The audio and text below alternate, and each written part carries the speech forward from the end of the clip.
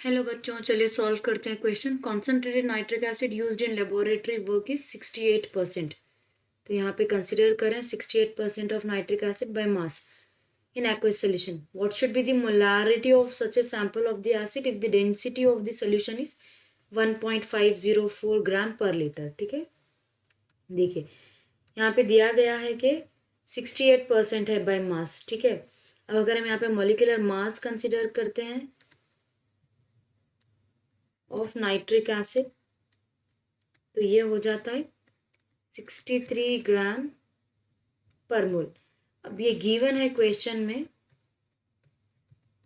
कि nitric acid हम यहाँ पे ले रहे हैं, जो यूज कर रहे हैं हम, वो है 68% बाई मास। ठीक है, अब अगर हम कंसिडर कर लेते हैं, हमारे पास है 100 gram of solution contains 68 gram of nitric acid, और हम उसे ऐसे भी लिख सकते हैं 68/63।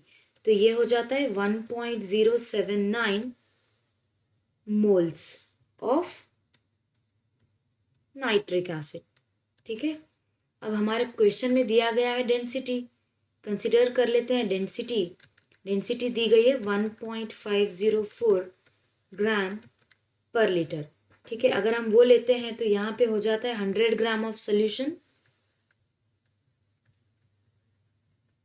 करस्पॉन्ड्स टू, लिख देते हैं 100 बाय डेंसिटी, तो वो हो जाती है 1.504।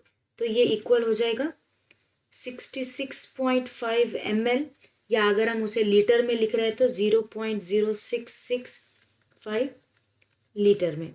अब जाते हैं मोलारिटी की तरफ। जब हम कंसिडर कर लेते हैं मोलारिटी, ठीक है, तो मोलारिटी ऑफ द सोल्यूशन हमें पता है वो number of moles of nitric acid present in 1 litre है। तो यहाँ पे हमारी मोलारिटी हो जाती है 1.07 डिवाइडेड बाय, हमने कंसिडर किया है यहाँ पे वॉल्यूम है हमारी 0.00665, तो ये हो जाती है 16.22 मोलार।